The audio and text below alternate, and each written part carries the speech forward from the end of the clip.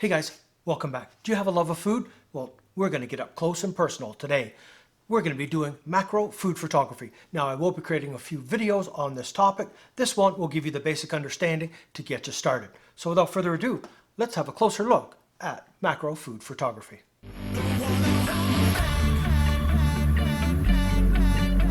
Macro photography, close-up photography. What's the difference between the two? We're going to get into all of that, but first we need something to shoot. What's a good subject to do some macro in? I thought, I haven't shot something like this. We're going to use some candied fruit that's got a bit of syrup on it. It's all sugary. I think it'll look really good, especially when we get into the macro world. But what is the difference between close-up and macro? You can see here's a picture of close-up. Now look at the difference with a macro. Now I'll put them side by side. You can see the difference between how close we're talking, between close and macro. Some people call close macro when it's not really. It's just a very close-up versus a macro. You can see the difference. There's quite a bit between it. What does macro actually mean? What it means is you can take a picture of a subject and that image will appear in actual life size on the size of the sensor or the film plane. What that typically means is you have a ratio of 1:1, which means it's actual life size. So what the 1:1 means basically is when you go to print the image, and if you printed it the size of a camera sensor, say a full frame at 36mm by 24, that subject that you took a picture of would actually be life size on that size print. So it doesn't matter how big you make the print, the object is still the right size in relation to everything else. So let me just grab this. So if I take this lens here and I take a picture of it, it will be this size compared to my hand. No matter how big I make the print will get bigger, but my hand size in relation to the lens will stay the same. It doesn't change. Do you understand that? So when they say 1:1, it means that this will be a life-size image on that print. It doesn't matter how big you make the print or how big you make the file. It'll still stay life-size in relation to the rest of the scene.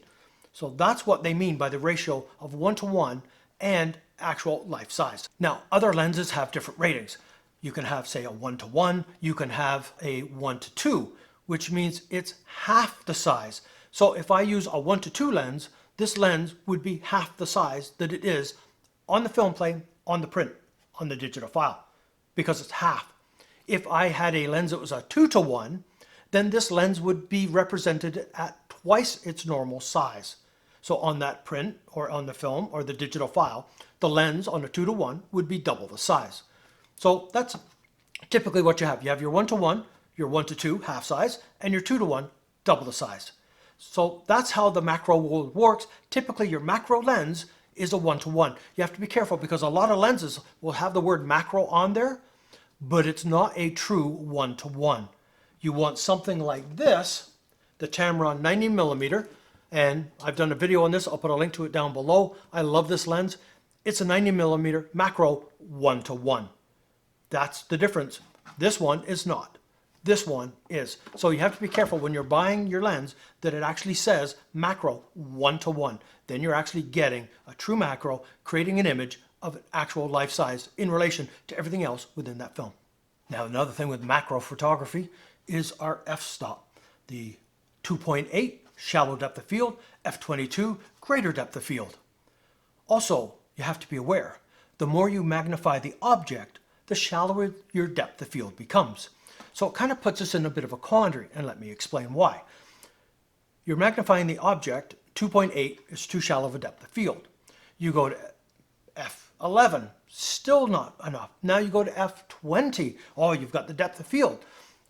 But the problem is, if you compare, say, an image shot at f8 versus an image shot at f20 or 22, there's a difference in sharpness. As you increase your f-stop, you will lose some sharpness. Each lens, it's kind of quirky, has its own little sweet spot. So I suggest you play with your lens, find that sweet spot.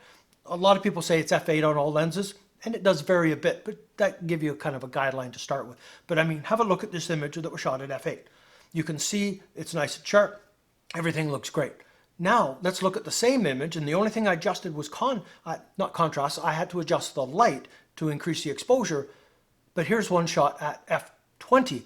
See how it's not as sharp as the one that was shot at f8. So you have to be aware of that. As you magnify your object, you lose depth of field. As you increase your depth of field, you lose sharpness. So that's something you're going to have to juggle and play with, but I needed you to be aware of that. And you can see in the two side-by-side examples here that f8 to f20, there's definitely a loss in sharpness within those images.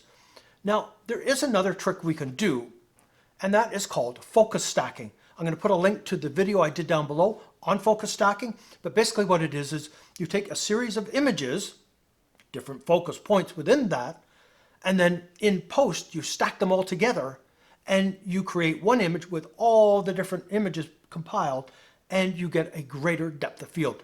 I suggest you check out that video if you want to increase depth of field, because you can get some really cool images with that. All right, that's given you the basic understanding of macro photography and how all the numbers, I know it's all technical and it actually gets into it worse than that. I tried to kind of keep it fairly simple to give you the basic understanding of how everything works. Now, the other thing we need to look at is the lens length, magnification of the lens, and how it plays with it. Here, although this isn't really a macro, this is just a 50mm lens, but it has a certain focusing distance. I can only get so close to the food. Here's an image that I shot with the 50. That's as close as I can really get to it. Otherwise, I start losing focus. Now, I switch to the 90, and not just because it's a macro lens, but have a look at the image here. And that was shot with the 90. I didn't get in close. I left the camera right where it was. I simply changed out the lens, and you can see the magnification difference. Remember what I said though, the greater the magnification, the greater the loss of depth of field. But they have certain focusing distances. That's as close as I can get with this. Now, the 90mm, I can get a lot closer. First off, we're going to just talk about the wide angle, not just a 50, but a wide angle macro lens. Now let's look at some advantages and disadvantages of the wide angle versus the more of a telephoto. So on the wide angle, it's smaller, it's lighter, it's cheaper, it's easier to pack and travel with. That's very good. Greater depth of field. That's another good thing about it. Disadvantages, greater depth of field. Well, yes, it's an advantage and a disadvantage depending what you're trying to achieve. Another disadvantage to the wide angle is you've got to get so close to your subject to get that macro look. And if you're trying to do insects or animals, chances are you're going to scare the stuff away and you won't be able to get the shot. The other thing is, because you've got to get so close, potentially you're going to cast a shadow onto your subject while you're trying to do that macro photography. So that's some of the downsides and some of the plus sides to the wide-angled lens. Now let's look at the 90mm. Some of the advantages, there's a less chance you're going to cast a shadow using a telephoto lens because you're further away from the subject. Also, because you're further away from the subject, if you're shooting insects, animals, you have a less chance of scaring them. No shadow, not going to scare them. Downside is, it's heavier, bulkier, it's more expensive, and it has a shallower depth of field. Again, that works as an advantage, disadvantage for both. So that's kind of the difference between your more of a zoom telephoto and your wide-angled macro lenses. That's the differences, advantages and disadvantages that I find with the lenses. You'll have to experiment and play yourself. This gives you a basic guideline to it. Now, if you're wondering if there's any other ways to do macro photography, there are. There's a couple of other ways. One is what they call this, extension tubes. This is a set of 3, and they are basically just hollow frames that mount onto the camera body and then onto your lens, creating a space between the two, allowing you to do macro photography. Come singly, or you can buy them in sets, various makes and models. There's something you can check into if you don't want to invest the money into a macro lens. They work quite well. Now, there is another way, it's kind of an older way, and it's not, I don't see a lot of people using it. It's called reversing ring. And what it is you're basically going to take your lens off the camera body, and then you're going to put an adapter ring on the camera body. Then you're going to take your lens, turn it around backwards, and then mount it to the camera body. So in essence, your lens is on backwards with the adapter ring, and what that does is it allows you to do macro photography. As I say, it's something that was been around for a long time. Don't see a lot of people using it. They tend to go to extension tubes, or they will go for a macro lens.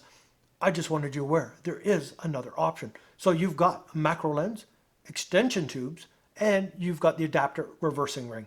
So there's a few options to get you in the world of macro photography. So I don't know about you, but that stuff looked pretty tasty. I think I might make a fruit cake with all that candied fruit I have. And then maybe we could do a shoot with fruit cake. Who knows what the future holds. But that is the first look at macro photography in the food. We're going to get into more. We're going to get into specific lighting for macro food and all the other little nuances of macro food photography. That's it for this one. If you're new to this channel, please subscribe, hit that bell notification so you're aware when I post new videos like this. If you enjoyed it, please give it a thumbs up. So, until the next time.